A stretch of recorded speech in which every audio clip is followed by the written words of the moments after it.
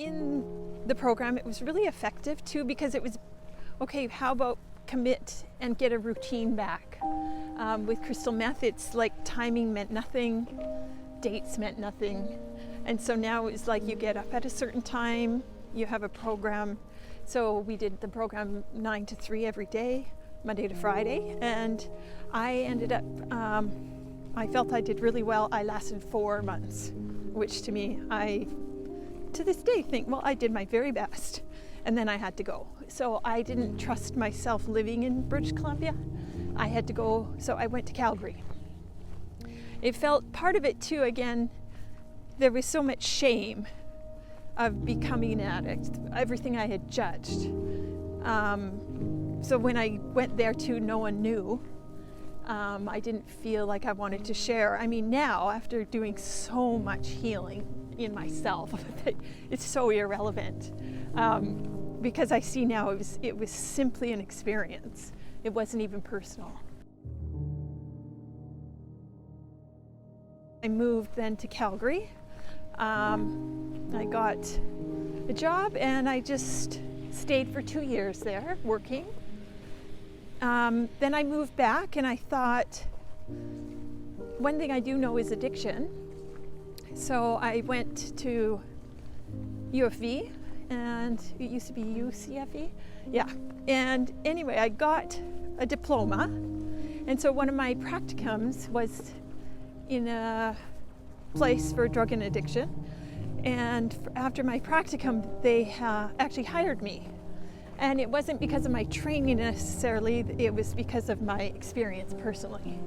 So I was stabilized a bit more in myself to be able to walk into now being the other side of the table. I wasn't the client anymore. Now I was going to be the teacher or helper.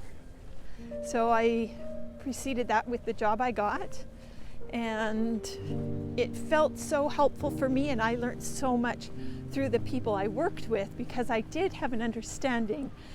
When I was in that treatment center for myself, I could feel the difference. One of my counselors had been very in her own addiction in her life as well.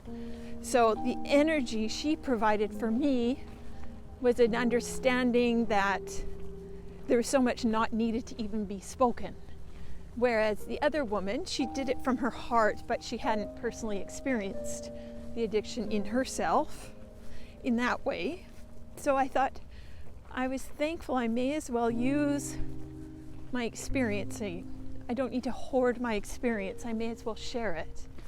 To have that, I'm not sure what word, I was going to say gentle, but just this understanding that aren't even needed with a lot of words to make it okay.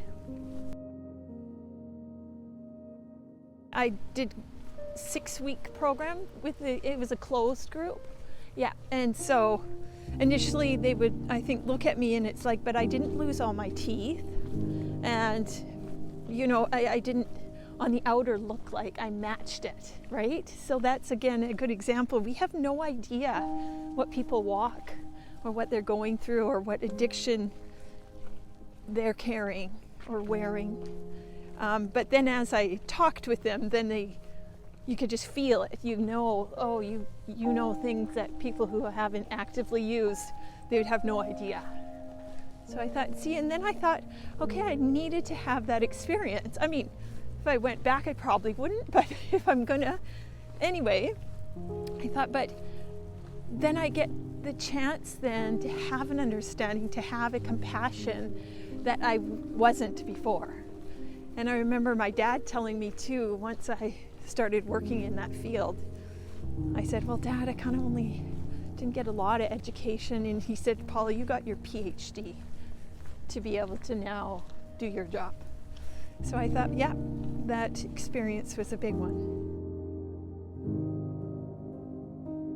Oh man, I don't even know where to start, but I see now too, I'm thankful I can talk about it because it's not even personal anymore.